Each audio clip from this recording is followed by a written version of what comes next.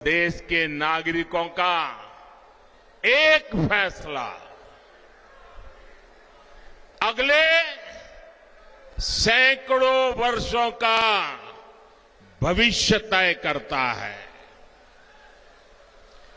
2024 का ये चुनाव ऐसा ही बड़ा अवसर है।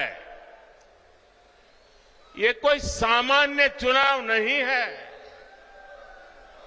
आप याद करिए, कितने दशकों से हमारे देश में जोड़ तोड़ वाली सरकारें चली रही थी। गठबंधन की मजबूरियां, हर किसी के अपने स्वार्थ, इस सब में देश का हित पीछे छूट गए थे। कांग्रेस के समय में गांव, गरीब, किसान, मजदूर, महिलाएं, युवाओं, इनका जीना मुश्किल हो गया था।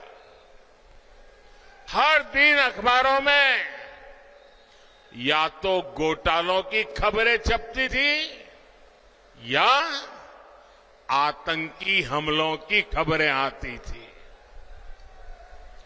लेकिन 2014 से देश में एक बड़े बदलाव की शुरुआत हुई। दशकों बाद देश को आप सब जागरूक मतदाताओं ने पूर्ण बहुमत वाली सरकार देश को दी।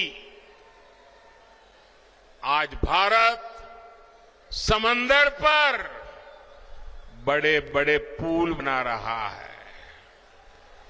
आज भारत पहाड़ों में भी सुरंगें बनाकर सीमा की सुरक्षा बढ़ा रहा है। अब जब अजमेर से वंदे भारत ट्रेन रफ्तार भरती है तो विदेशी भी हैरान हो जाते हैं। अब राजस्थान में एक से बढ़कर एक एक्सप्रेस वे बन रहे हैं, डेडिकेटेड फ्रेट कॉरिडोर बन रहे हैं। भाजपा के शासन में राजस्थान विकास की नई ऊंचाई की ओर बढ़ रहा है। साथियों, कांग्रेस जहां रहती है वहां विकास हो ही नहीं सकता। कांग्रेस ने ना कभी गरीब की परवाह की और ना ही कभी वंचितों, शोषितों, युवाओं के बारे में सोचा।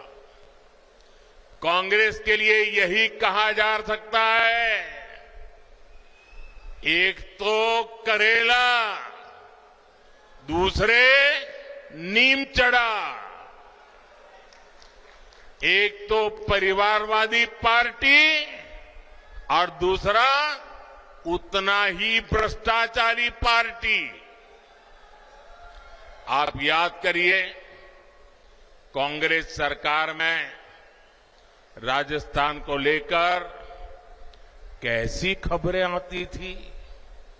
युवाओं के भविष्य से खिलवाड़ वाली पेपर लीक की खबरें आए दिन वही पढ़ने को मिलता था। अपराधियों और माफियाओं के बेलगाम अपराध की खबरें, बेटियों के साथ अत्याचार की खबरें, पानी की विकराल होती समस्या की खबरें, कांग्रेस सरकार में लूट की हिस्सेदारी को लेकर सिर फुटव्वल की खबरें आया करती थी। देश में राजस्थान की चर्चा केवल नकारात्मक कारणों से होने लगी थी। लेकिन जब से बीजेपी आई है, अब चर्चा पेपर माफियाओं पर हो रही कार्रवाई की हो रही है। अब खबरें अपराधियों पर कस रहे कानून के शिकंजे की आती हैं।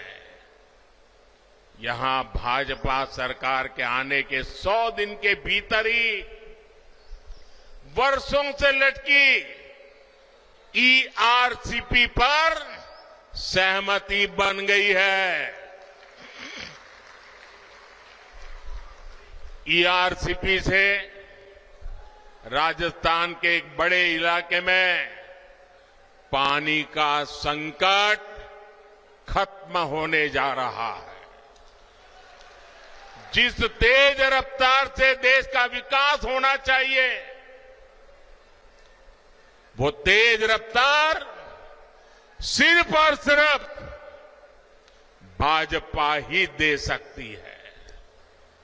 साथियों, कल कांग्रेस पार्टी ने एक झूठ का पुलिंदा जारी किया है, अपना घोषणा पत्र जारी किया है। झूठ का ये पुलिंदा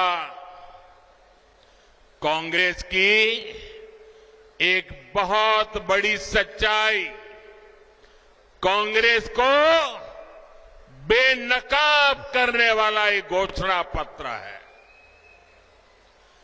आप देखिए, हर पन्ने पर भारत के टुकड़े करने की बू आ रही है।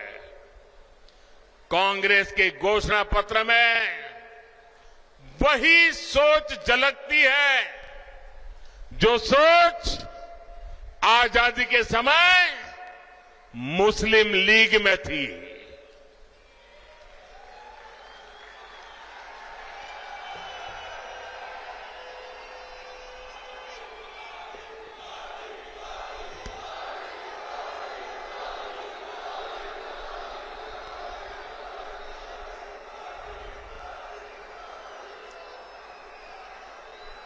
मुस्लिम लीग के उस समय के विचारों को कांग्रेस आज भारत पर थोपना चाहती है। मुस्लिम लीग की छाप वाले इस घोषणा पत्र में जो बचा खुचा हिस्सा था, उसमें वामपंथी लेफ्टिस्ट हावी हो गए हैं। और अब देखिए, आज की कांग्रेस के पास न सिद्धांत बचे हैं और न ही नीतियां बची है। ऐसा लग रहा है कांग्रेस सब कुछ ठेके पर दे चुकी है, पूरी कांग्रेस पार्टी को आउटसोर्स कर चुकी है।